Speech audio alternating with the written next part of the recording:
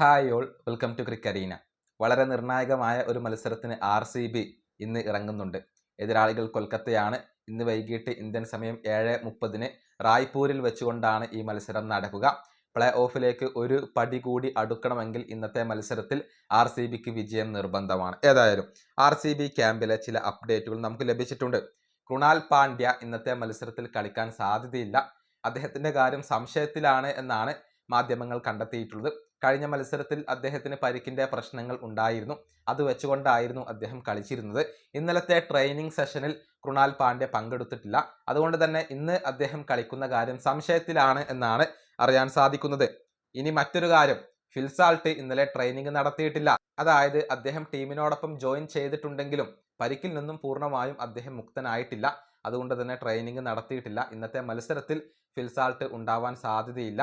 ബേത്തേൽ തന്നെയായിരിക്കും ഓപ്പൺ ചെയ്യുക എന്നാണ് പ്രതീക്ഷിക്കപ്പെടുന്നത്. ഇനി മറ്റൊരു പ്രധാനപ്പെട്ട കാര്യം, റൊമാരിയോ ഷെപ്പേർഡ് ഇന്നലെ ബാറ്റ് കൊണ്ടുള്ള ട്രെയിനിങ്ങുകൾ ഒന്നും നടത്തിയിട്ടില്ല. മറിച്ച് ചെറിയ ഫിറ്റ്നസ് ഡ്രിൽസ് മാത്രമാണ് അദ്ദേഹം നടത്തിയിട്ടുള്ളത്. അദ്ദേഹം ട്രെയിനിങ്ങിൽ ബാറ്റ് ചെയ്തിട്ടില്ല എന്ന് പറയുമ്പോൾ ഇന്നത്തെ മത്സരത്തിൽ അദ്ദേഹം പുറത്തിരിക്കാനുള്ള ഒരു സാധ്യത അവിടെ അവശേഷിക്കുന്നുണ്ട്.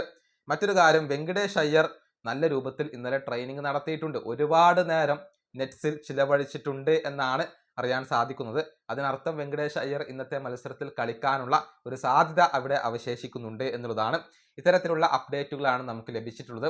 റൊമാരിയോ ഷെപ്പേർഡും ജിതേഷ് ശർമ്മയും ഒക്കെ മോശം പ്രകടനമാണ് നടത്തുന്നത്.